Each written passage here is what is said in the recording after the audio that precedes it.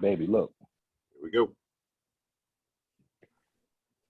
This is Steven Cedric talking to the band, and I'm Steve. Hey, What's happening, Cedric? what's up? I'm Cedric. How y'all doing? Man, right now, we want you to tune into this powerful show we got today. Man, yes, sir. If you missed any of our previous episodes, go to our YouTube channel. Make sure you subscribe to the channel, smash that like button and like all those videos, and hit that alert button so you get a notification when we upload new content. Cedric, where else can they find us at, bro? Man, you can check us out on Instagram and Twitter at Steve and Cedric talking to the number 2 band. That's Steve and Cedric talking to the number 2 band on Instagram and Twitter. Y'all check us out, y'all. Man, Cedric, we are rocking with man. I've been looking forward to this one. Yeah, I've been looking forward to this one, man. Yeah, man, me too. Y'all act like I owe you some money or something.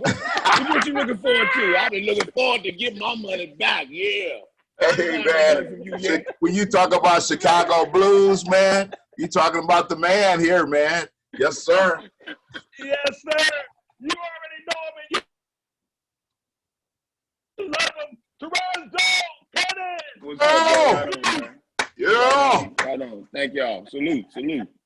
Right on. Hey, how you doing, bro? How you doing? Man, it's all right, man. As long as people leave me alone, it's all right. You know what I'm saying? You know, them people know who they is. I don't know who they is, but them people know who they is. As long as they leave me alone, we good. At least I'm good. Right on. Yes, sir. Yes, sir, man. You got some new stuff out. I know you've been working. Talk to us about those new projects that you have that's out right now, and where can people find it? Well, right now, everything, you can just punch my name in and everything will pop up on Google and, you know, the internet and all that stuff. Yeah, I'm working on some new songs and all that stuff for my 3rd album with Alligator Records, you know. Alligator Records, you know, is known for Lonnie Brooks, Coco Taylor, Albert Collins, Hound Dog Taylor, you know, all of the greats of Chicago, you know. And came through Alligator. Yeah. Yeah. So, man, you had some hit songs that I know I love, and many of you out there that listen to Cannon know, you know, the Chicago way. I mean, Walk It Off. I mean, man, you've been on the label Alligator Records for a while. You know, talk to us a little bit about, you know, just, you know, with these projects and these songs, what do you want people to take away from it, man? And you know, just where this great writing is coming from. Well, from my lonely mind, that's where it's coming from. You know, I used to be a bus driver for 27 years for CTA. Wow. So I'll be on the front of the bus writing songs. So I people back there complaining, you know. Wow. You know, it's a green light. You know what I'm saying? So I know it's a green light. I'm trying to write my hit song. Sit down. You know. I told people to be a passenger more than one time. You know, you're a bus driver, you're a passenger. I'm doing my job. You do your job as a passenger to sit down and ring the bell when you want to get off. That's all you got to do. Leave me alone. Let me drive this bus. Let me jump in real quick. 28 years driving the bus. Was that by plan? Was that by design? Or did you ever want to quit the bus and just go full-time music? Or No, because music at that time, and sometimes at this time, it's too temperamental. You know, the pandemic shut everything down and let people know that, you know, certain jobs won't make it in that type of economy. You know what I mean?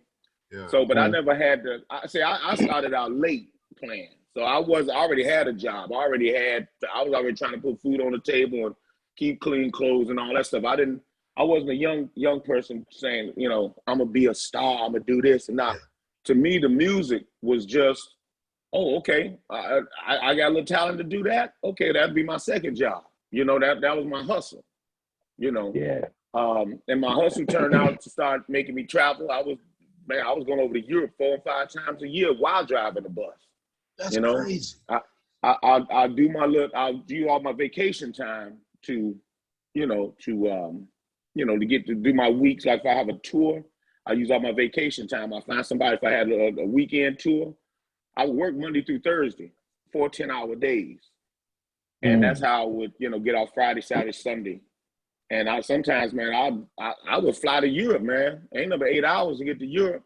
I'll fly to Europe. The time difference get you back on time. Man, I'll be over to Europe, do a weekend in Finland and Denmark, and I'll be back on the bus Monday, man, like this.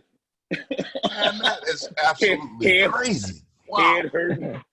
Yeah, but yeah, man, my thing was to honor the gigs, and again, that was my side hustle, and I didn't want CTA to know what I was doing for a long time, because the first thing they gonna think, you a blues man, you out drinking and carousing with the women and ain't getting no sleep. You know what I mean? Now, I don't drink. I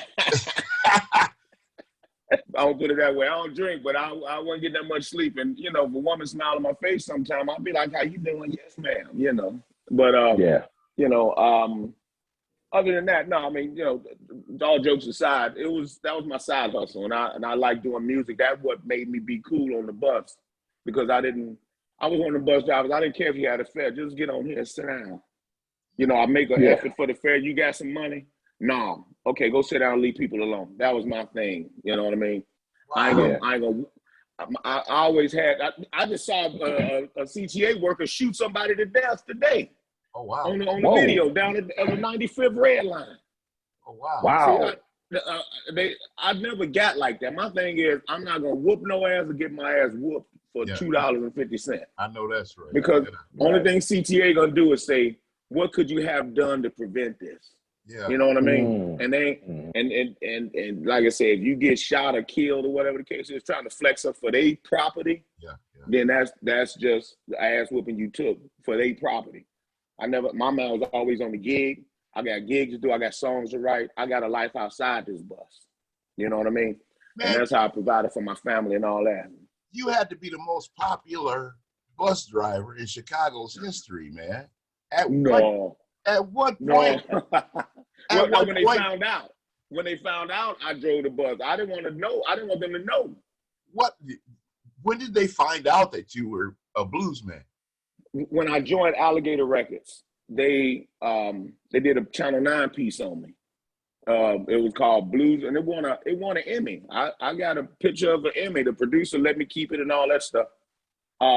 It was called Working Stiff by Day, Blues Man by Night. And when that came on Channel 9, I think 2016, 2017, the Mayor Emanuel called me. All of the aldermen and stuff was, you know, Chicago's fine. It was a feel-good story for CTA, like, you know, local guy or, you know, one of our employees travel the world, and now he's a bus driver. But for me, I didn't want nobody to know what I was doing, because I didn't want that heat from management if they were going to put it on me. Right. And all of a sudden, everybody happy I'm a blues man at CTA. And I was like, oh, okay. All right. Thank you.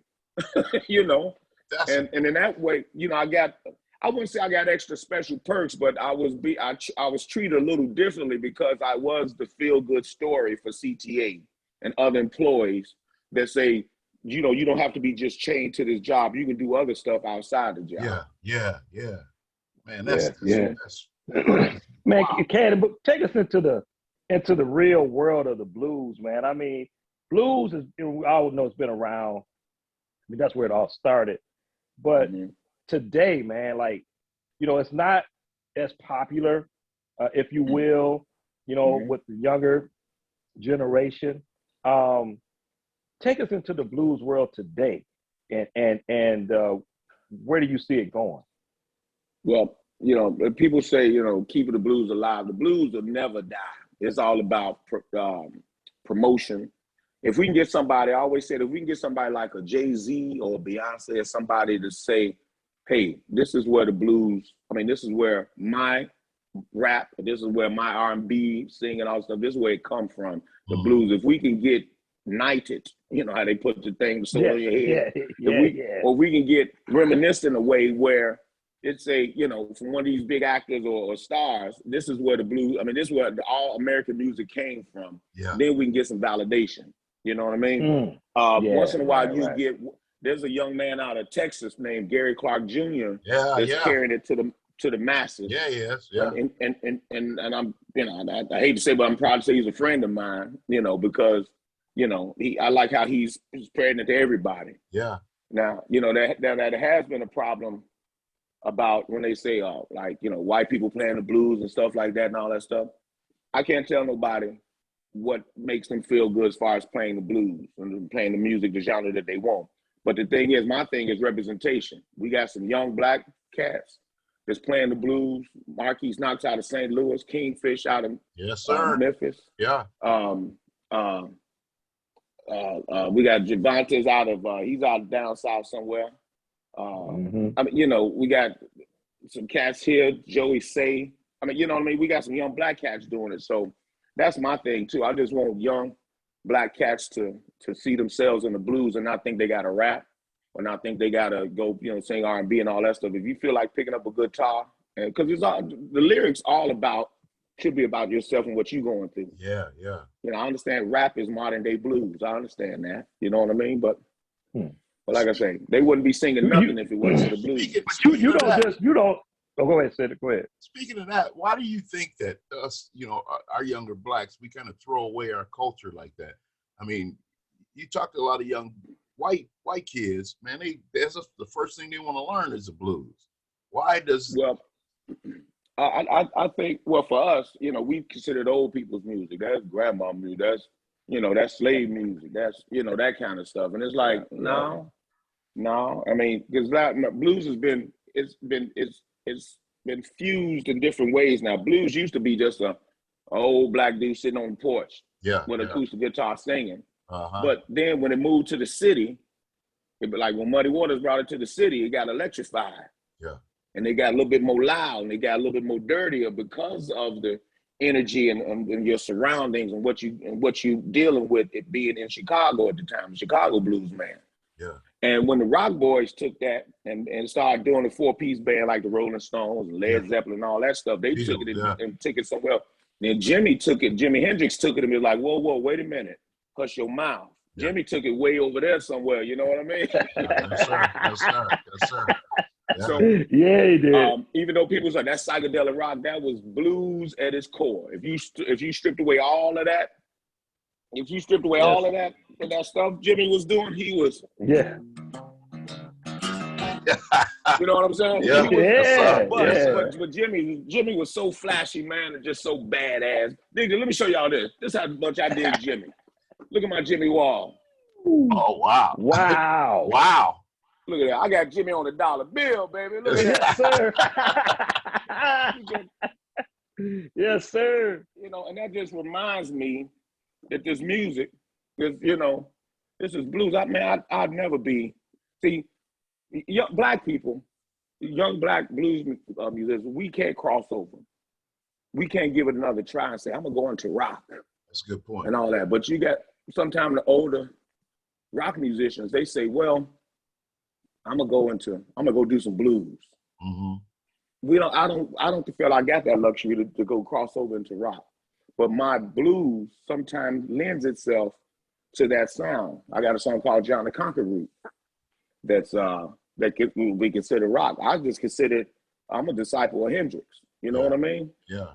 So I'm gonna put it out like that. But it's you know, and Gary Clark is a disciple of Hendrix. Yeah. You know what I mean? It's like there's no way you can play guitar and be a black dude and play electric guitar and not like visit Hendrix. Yeah. It's blasphemous. To me, it's blasphemous. Yeah. You know what I mean? Right. You might not want to play it like that, but you gotta say he took it somewhere to make me feel proud to be a black musician, blues man, guitarist, that kind of thing. But let me say this, Cannon. One thing, you know, before my partner get in, you know, just you brought some sense of style to blues, man. I was checking you out. You got the hats going, you know, you suited up nice, you know, you got your drip right. So, you know, that has to, you know, help to sort of progress blues beyond the B.B. King type of era. Talk a little bit about that. I try to impress on the young cats. I had a problem with a side man a couple of weeks ago, but I try to impress on the young cats. You respect the stage. Yeah. That's what whenever I see these videos, the elders and the ancestors in the blues, they are dressed. Yeah, they are. They clean. Mm-hmm. You know, but in that era, kind of everybody was kind of clean too, but the blues man particularly was dressed because he respected the stage. It's an event. You ain't supposed to come to a blues concert looking like or playing, looking like you just got through washing your car. Right. You know? Right. There's some cats, man, it's like, did you just get through painting your fence? You know? Now, granted, I got friends that wear baseball caps and t-shirts and all that, but they are coordinated. Yeah. Something matching. There's some thought put into it. The hat matching the guitar strap or the guitar, the shoes is matching. There's thought put into it. Yeah. It ain't no bleach holes in your shirt and you up there, I'm a blues man. No. Because my thing was too, there's a science to this. When I was sitting on that bus for 27 years, I was thinking about how can I, because I didn't have no budget dollars to go advertise and do this and do it, you know what I mean? Yeah. You know, put out a full-page ad in the paper and all that in the magazines. I didn't have that. But how can I set myself aside from other cats that's doing it?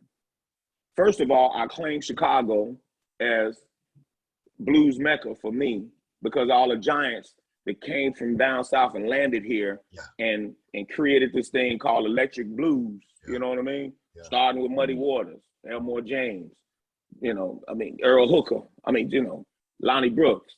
And Chicago always get that second look wherever I go. That's why I got this flag. You know what I mean? Yeah. Name my band called it Chicago Way. You know what I mean? We gonna do what we're gonna do. You know what I mean? You get it done.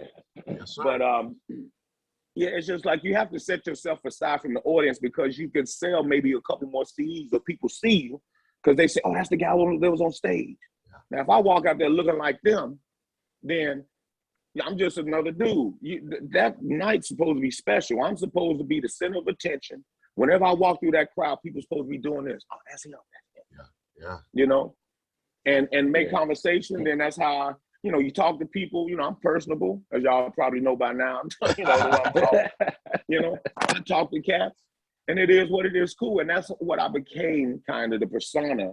Even though that was me all the time. Was you dress right, you respect the stage, you respect the audience. My lyrics, getting back to the lyrics, I try not to dumb down my lyrics. You know what I mean? But I try to talk honestly about other things other than my woman left me blues. Yeah. Yes, sir. It ain't, to me, it ain't all about that. I mean, there's a couple of, too, and if you're a blues man, you write my woman left me blues all the time, shit, you doing something wrong. Yeah, I hear you. It's too many songs. Too many songs to say what she did. What did you do? Because I know there's some songs where I did something. Yeah, I know that's right. And them songs resonate with women, because women sitting out there, and it's like every other song is she did this, she did that. She came in at 3:00 in the morning, and I came in at 2:58. Right. Right. Yeah. Just because she don't write no songs, see, she can't set the narrative about what I did. But I'm gonna set the narrative for some of those women out there that's got a man like me. You know what I mean? That's right.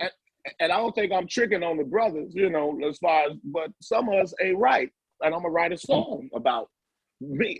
I'm gonna use it as me that I ain't right. That's what's I wrote a song called "I'm a No Good Man." And I was writing all the stuff that was like what I ain't saying I did it, but what I could have did, right? Yeah. Right. Man, them women, man, they were scooping that song. What's that song? No Good Man, what's that song? And they buy them CDs, man, because women buy CDs anyway. They buy more CDs than men. Yeah, wow. Or they get their man to buy Right. it. I've seen that before too. They come and say, what's that song that you did? And I'll be like, oh, it's this song. And then she'll stand back like this. And look at her man. the Go in that pocket. $20, man. $20, brother. Let me ask you a question. Yeah. Did you really start learning or did you really start to play guitar at the age of 22? Yeah. Couldn't play basketball no more. Man, hurt my meniscus. Yeah. I mean, I wasn't trying to be a basketball player, but I couldn't, I couldn't. You didn't dink around earlier with the guitar? No. Looking at Bob Marley videos. And I was heavy into reggae then. So I always wanted to play some reggae, you know what I mean? It's like, because at one point I had dreadlocks for 13 years. I grew my dreads out long. Man, I was I was just telling Steve, I'm like, well, man, I play guitar and I started at 11, and I'm nowhere near you, man. I'm like, how the heck? Nah, well, I was one of the dudes, I couldn't wait to get home from work and practice. You know what I mean? You know, I was just like, you know, my thing was because I went into this whole thing backwards, man. It wasn't a plan. It wasn't a plan at all. It was a thing, again, where it's like, you know, I go to jams, I hang out, you know, get with like-minded people. I'll be at the crib learning in the corner. I had my little corner when I was married and all that stuff. I had my little corner, all my stuff. Nobody knew not to go over there, you know. And I'll just be practicing, man. Albert King records, Albert, Freddie King, BB, Albert Collins, Jimmy, Ronnie Earl, all of them. Wow, Just listening to stuff, trying to get it together. And, you know, and I know what I know. I don't know how to read music, but I know how to put chords together. I know how chords look. You know, I can't tell you if I'm doing like the old, I know my majors and minors real good. You know what I mean? And I do some, you know, if I do something to sound jazzy, I don't know the name of the chord. I just know it sounds good when I put my finger there. You know what I mean? I know that's right. Was pleasing to the ear. Yeah, that's why I write my own songs. You know what I mean? Yes, sir. You know, I tried to partner stuff before where, you know, write with a partner and he was a little overzealous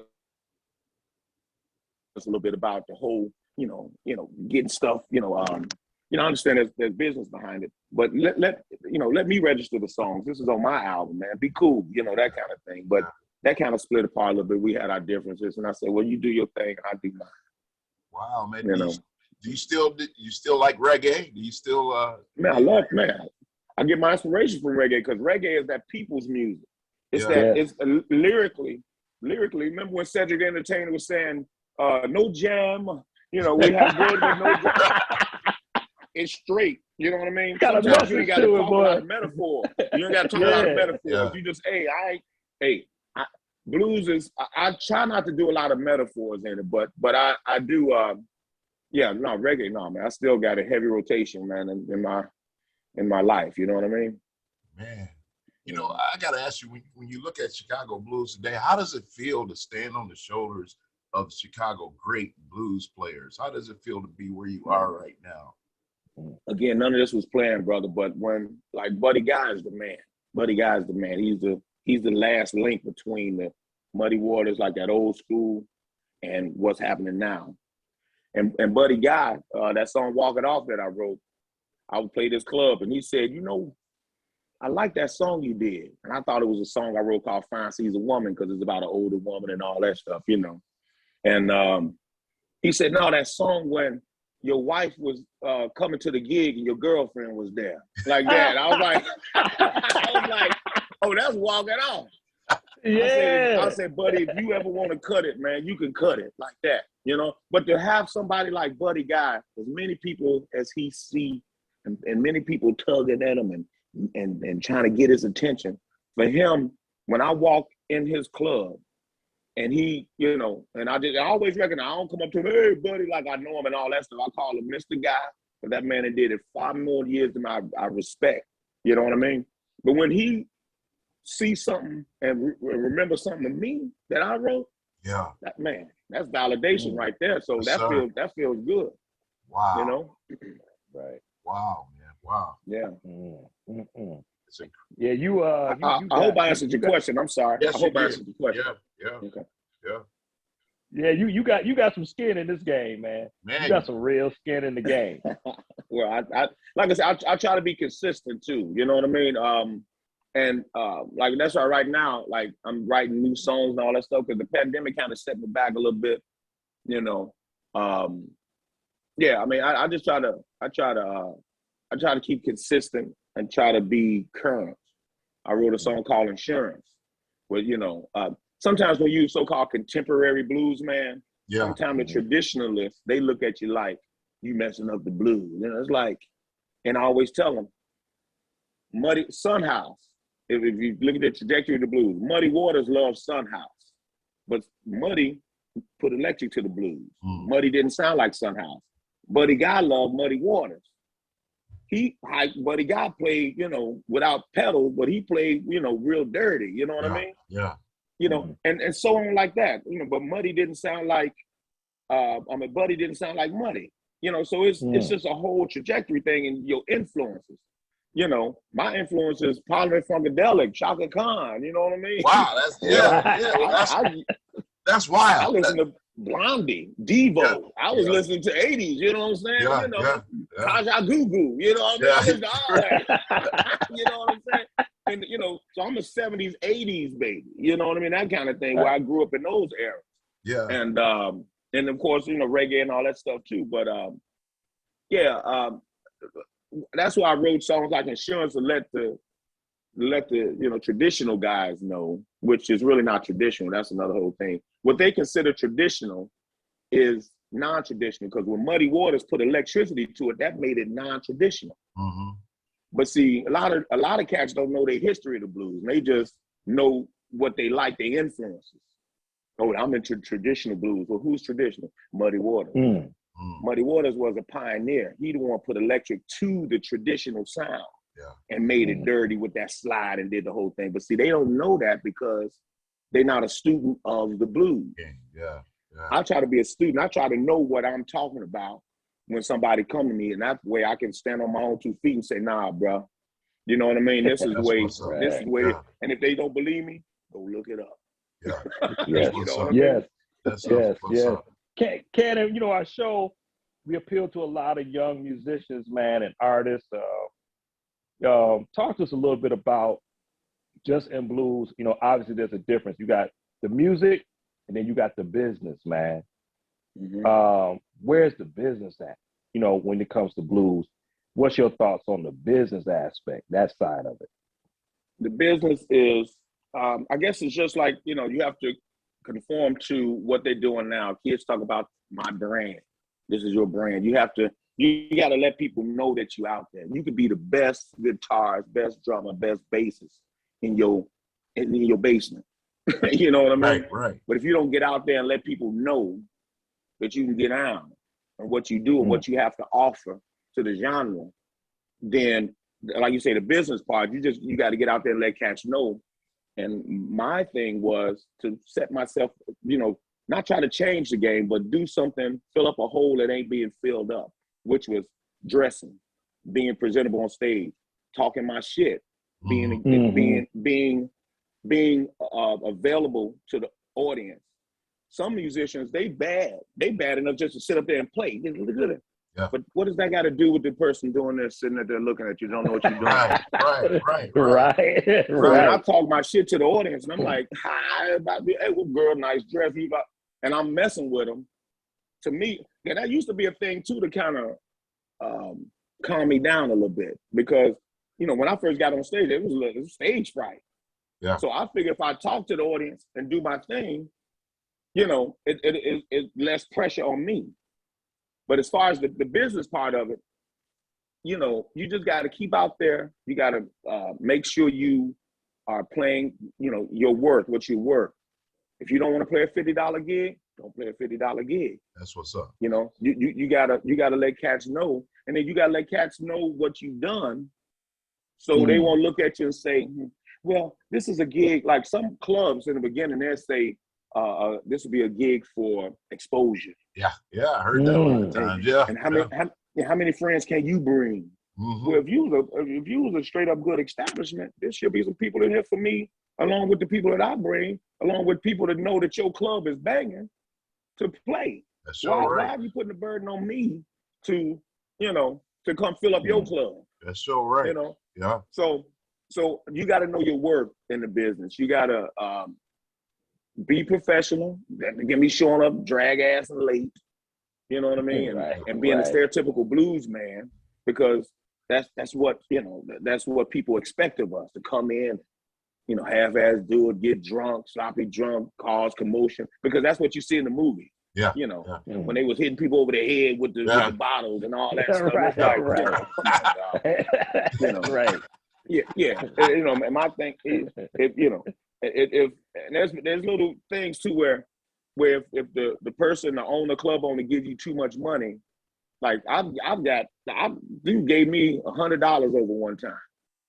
I gave him his $100 back. He was like, oh, see, but for me, I looked at it as that could have been a trap.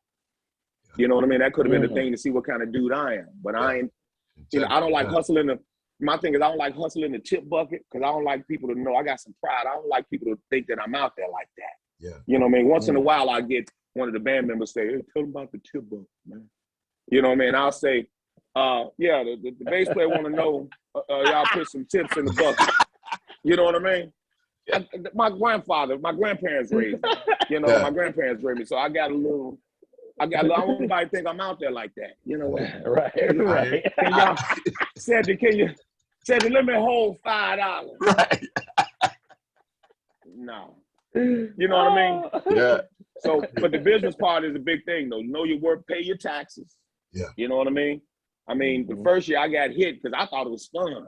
I was like, man, I'm getting the money. Next thing you know it, they start sending these 1099s. And I was like, what the hell? You know, if it wasn't for my daughter, if it wasn't my daughter, man, I wouldn't have got nothing because she was just born. You know what I mean? Wow. And I was like, man, I'm like, so, okay, that's the business part. Okay, now I paid Mr. Uncle Sam and all that stuff. Okay, you gone. I ain't trying to be like Al Capone. You know what I mean? Wow. Right. But yeah, I think but like exposure. What I'm thinking about, there's not a lot of blues clubs, you know, like probably there used to be. You know, just how are you booking yourself, man? Like, you know, really getting yourself out there, you know, promoting yourself, but how do you go about doing that if you play the blues? Well, right now, you know, getting in the circuit. Right now, I got people working for me now because I'm with Alligator Records. There's some cats out of North Carolina that's booking for me, all of the right festivals and all that. But before then, I would make my phone calls, and I would like, my thing was, I wasn't into bagging clubs to play. I'll do my due diligence. You know, I'll send a CD out, or then became an EPK. I'll send stuff out to let cats know that I'm here and the things that I've done, the places I've played. And if it's not good enough for your little club, like I said, I'll make a repeat call. I'll call back 3 times, like over a period of time. If I don't get no response then, I'm gone. Yeah. Because I'm not gonna be sitting up, I'm not gonna be back. Because again, I had the luxury of working CTA. Yeah, that's what's up. So I told the club owner one time, I said, look, I can break all my guitars in the middle of the street and my bills will still be paid. I know that's right. You know what I mean? And but see, that person wasn't, I guess he thought like, you know, I'm like, look, I want to play your club, but I'm not out here like that. Yeah. I'm not gonna lower myself as a man to play your club. You know what I mean? I'll take it down the street. I'll take it. And then all of a sudden, when my stuff started working and then I started getting some kind of notoriety and all that stuff, now all of a sudden, hey, you want to play my club? Yeah, right. Now you got to talk to the people. Yeah. Right. And the price going up too. Right. Way more than what I was asking you for. Yes, sir. Right. Now we could establish a relationship, and then I play your club a couple of times, but so you know, because who knows who's gonna make it or do whatever. You know what I mean? Yeah. I didn't know I was gonna make it. Now I was just having fun, getting my mind off of the pressures of driving the bus. You know what I mean? Wow, it's man. like, you know, because I worked on the west side, man. I worked on the west side. I saw Tupac every other block, man. I was like, that's Tupac. You know? Right. You know, but so that was my mindset. Playing the blues and playing clubs was my escape from my regular stuff that I had to do.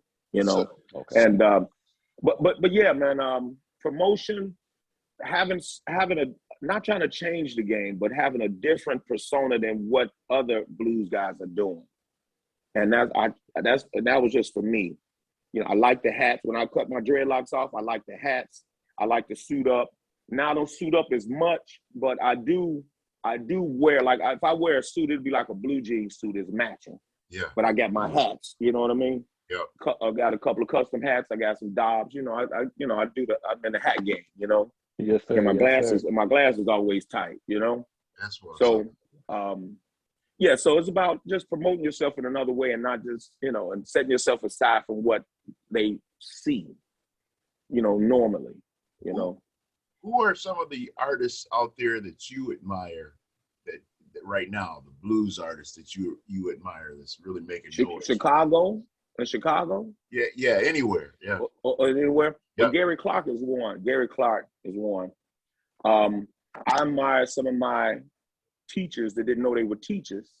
A guy named Carl Weathersby, Mike Wheeler, Carlos Johnson, Lori Bell. There's a guy, rest in peace, L.V. Banks, L.C. Walker. You know what I mean? It was cats that, because again, I came into this late, so I wasn't coming in like a young kid, like, you know, trying to take over nothing. I was looking and listening. Tommy McCracken was the first guy that I got with, as far as side man. And he always would wear a tie, do this, and blah, blah, blah, you know. But and he was a mixture between James Brown, Roy Orbison, Johnny Mathis.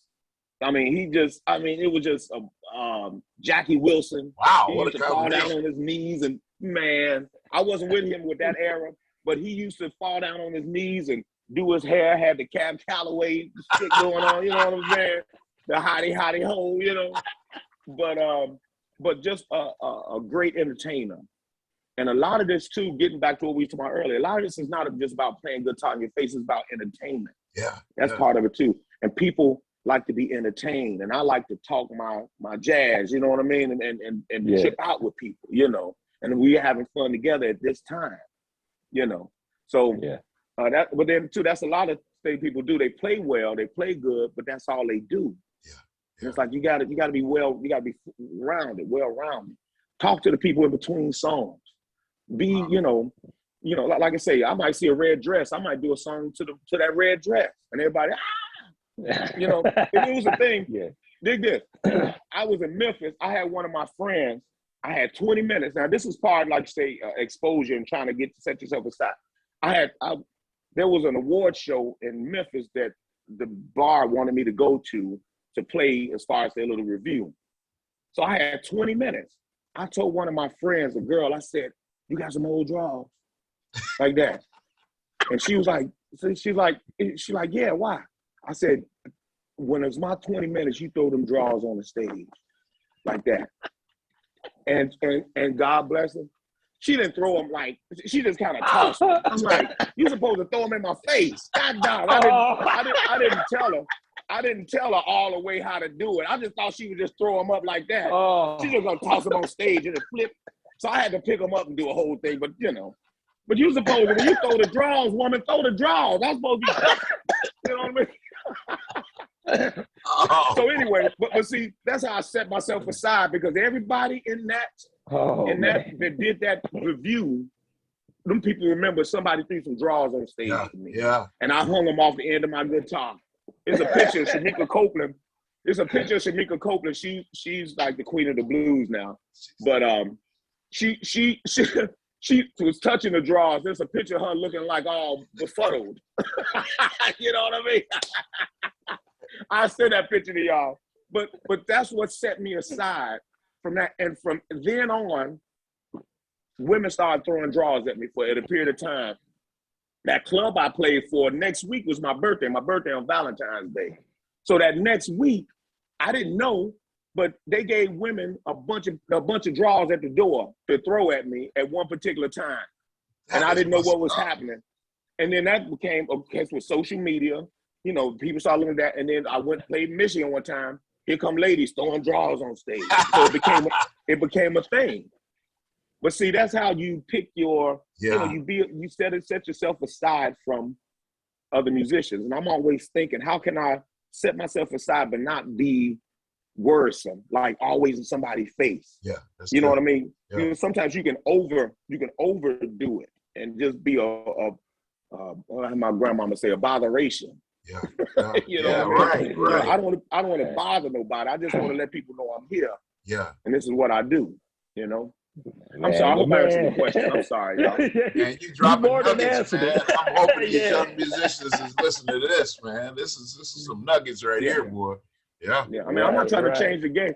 But again, when I got with Alligator Records, I told them, I said, I don't want to be a regionless blues man. I'm from Chicago, and like you said, standing on the shoulders of these giants. I respect these giants. You know what I mean? I respect everywhere I go. When I say my name is Toronzo Cannon. I'm a blues man from Chicago. Yeah. And I've had stars, Cindy Crawford. Yeah. Hugged me up, man. She almost got a Me Too moment, man. She hugged me from behind like this with her drink. Yeah, I was like, Cindy. You know, she put it all on my back. That's crazy. It was all on my back, y'all. You know what I'm saying? I was like, it was okay with it. And Cindy was 6 feet. I was there looking up at her. But I'm telling you, but wherever I go, like with the stars, I met some dude from Iron Maiden, Rob Halford or whatever. You know, I always tell them, my name is Toronzo Cannon. I'm a blues man from Chicago. And they have these memories of Chicago. They'll turn around and, I was in Chicago 3 weeks ago. And And I always tell, you know, my band, they side me or whatever, but I tell guys, if you don't want to claim Chicago, I'll claim Chicago. Yeah. Don't worry about it. Because a lot of musicians want to be, oh, I'm just a musician to play blues. Oh, I'm a bluesician. You know, that kind of stuff. They play with these little words. It's like, okay, whatever, man. Why would you not want to be tied to Chicago? I mean, that's like the blues. Well, some people don't want to be tied to blues and Chicago because they say it's bad for business. Because they want to go into maybe the John Mayer kind of thing, or they want to be, more known in other genre kind of things. It's like, nah. Yeah. And for me, again, I don't have the luxury of crossing genres. Gotcha. Yeah. Like some of my white counterparts, they can do that. You know what I mean? It's like, okay, cool, right on. But for me, I'm gonna stick with this blues. Yeah. I'm gonna stick with this blues, and it's worked out. If it didn't work out, again, I had a job. You know what I mean? Yes, it's like, sir. And I still kept up with the so-called full-time musicians. Yeah. That was doing their thing. I just didn't like when they used to say that my job was a safety net. Like I'm not serious, and I'm like, man, I ain't got no woman making $100,000 a year to lay up on. Yeah. You know what I'm saying? Yeah. So don't come to me. And I told cats a few times, don't come to me. Don't try to look. Everybody know I got a job, but I'm out here doing it. I said, how many times you been to Europe? How many times festivals you play? What you doing? Yep. And you got a woman that's subsidizing you. Yeah. Man, you better get out of my face, man. You know what I mean? Because see, a lot of cats like to talk slick and not think about what they doing. Yeah. It's like your room and board is that woman. I ain't got to play none of that. I'm gonna have me a crib. Yeah. You know what I'm saying? I ain't got to play nice to nobody to eat. You know what I mean? That's what I mean. Right. And even in my retirement, man, I kept that CDL. I go back and drive something. I know that's right. Wow. Yeah, but again, a lot of us get this pie in the sky where we think we're gonna be this and that, and it don't work out. And I got a lot of hating for that too. And I'm like, dude, I don't mess with y'all. Hey, if your hustle is that woman, go hustle that woman. But don't tell me how to hustle this bus. Right. So, but anyway, I'm sorry, Greg. I didn't mean to bring the conversation down. No, you that's good. Great, no, you man. good. This is great stuff, man. Great stuff. Let's get into this. But some stuff get caught. Man. Some stuff it get caught in my jaw, man. Whereas it's like cats just don't know how to be cool. And like you say, look at when I didn't know nothing, I asked people. Yeah. Or I just sit there and I eat as much stuff as I talk. I do listen. Yeah. And all the guys that I played for, I saw how they ran the stage. I saw what they did. And like I say, the business part, like you talked about the business part of it, I saw how they ran their business. It's like, okay, well, I ain't gonna do that, but that don't look right. Because again, I was older. Yeah. And I see what's going on. Okay, I need to get myself out there more because of this, or like sometimes when people say, oh, I heard about you, blah, blah, blah. I say, well, how did you hear about me? Oh, through Instagram, too. So then I'll beef up my Instagram stuff or whatever. You know what I mean? Yeah. Because I want to, if I'm getting looks from there, then okay, cool. All right. Then I'll so I'm always trying to, see where people are seeing me from so I can influence that part of it. That's right. But man, Cannon, let's get into this playing, man, because you are one of the baddest cats. No, man. Good time out here, bro. Yes, you are. Nah, bro. Bro. Hey, listen, I'm doing my part, I'll check man. you out. As my grandfather used to say, you make that thing talk, bro. You make that thing talk. So let's grab that good time, man. Let's talk about this playing, man. It's just an acoustic thing, the words shine better with acoustic guitar. You know what I mean? Yeah. Yes, sir. Yeah. You know. Yes, sir. So like sometimes when you got all of the loudness and all that stuff, and you know, and around you, you know, of course, I always try to touch the hem of Jimi Hendrix's garment. You know what I mean? When I'm freaking out and doing my thing, because I'm a disciple. You know what I'm saying? Yeah, I'm trying to walk sir. water like Peter. You know what I'm saying? Yes, sir. Yes, sir. But sometimes when you just do the words, like when you just do acoustic, I mean, you know, the words shine better. So y'all want to hear a song? Let's hear it. Yeah, give us a little something. Yep. Yes, sir. Okay. This is one of my new ones right here. This is going to be on the next album.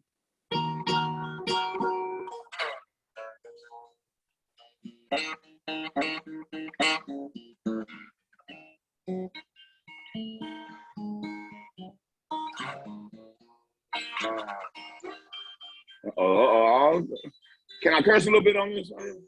Yes, sir. Just one curse word. Do it. I want the FCC to see the message, y'all. Okay. Here we go. Y'all can hear that good? Yes, sir. Yes, sir. When my baby say, come and get some of this blackberry pie. She got that look on her face, y'all, and that twinkle in her eye. My baby doesn't love me too much. Don't know the reason why.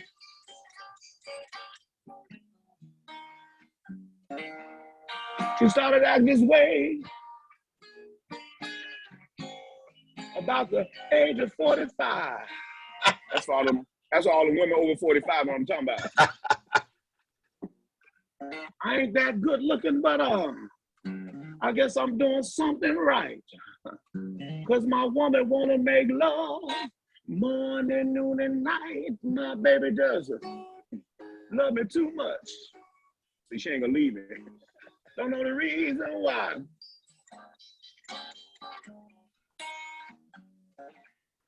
She started acting this way about the age of 45. This is the best part. I like this part. My woman talk too much, and I know it's true. Because she had told all her friends, and I got to make love to them too. Mm-hmm. My baby doesn't love me too much. I want my woman to be a liar. Don't know the reason why. Yeah. She started acting this way about the age of 45.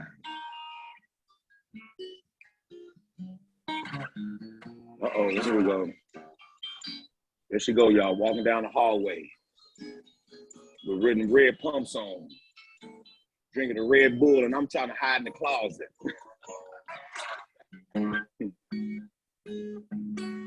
She said, Toronzo. I'm like Ray Charles when he was in the bathroom. Remember that? He was trying to get away.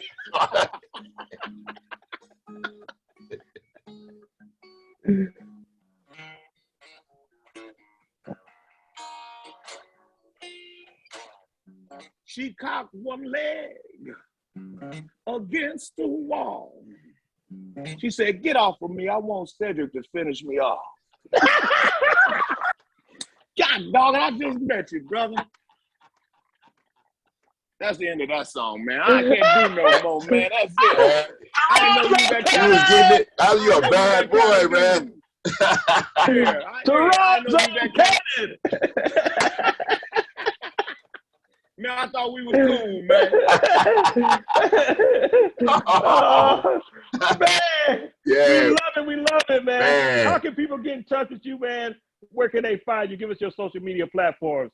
Man, ToronzoCannon.com, ToronzoCannon.com, Facebook, Instagram. You can just Google me. If you can't remember, the bus driving blues man in Chicago, everything will pop up. And my name is Toronzo Cannon, blues man from Chicago. Man, we love you, man. Man, it's been a pleasure, man. Yes, sir. Man, Chicago. I gotta go blues rewrite man, that song, Toronzo man. Cannon. I got to rewrite that song, man, because, you know, you're all on top of my woman, man. I got to rewrite that part, man. Hold on. I ain't supposed to lose. Hey, sometimes you got to win. That's right. Just don't put my house shoes on. That's all. Don't put my house shoes on. You can have my woman. Don't put my house shoes on. Right on. Now be right on, y'all. Man, love you, bro. Thank you so much, man. Right on. Thank you, Y'all brother. be cool. Man, peace and blessings to you, Cedric. Right on. That's Y'all all be I cool. got, man. That's all I got, man. Thank you so much. And I want to All right, thank now. everybody for tuning in. Make sure you check us out on YouTube, and we'll talk to you soon. I'm Let's out of here, Cedric. We out. Peace out. All right. All right, Later. y'all. All Peace, right, now. man. Peace. Peace.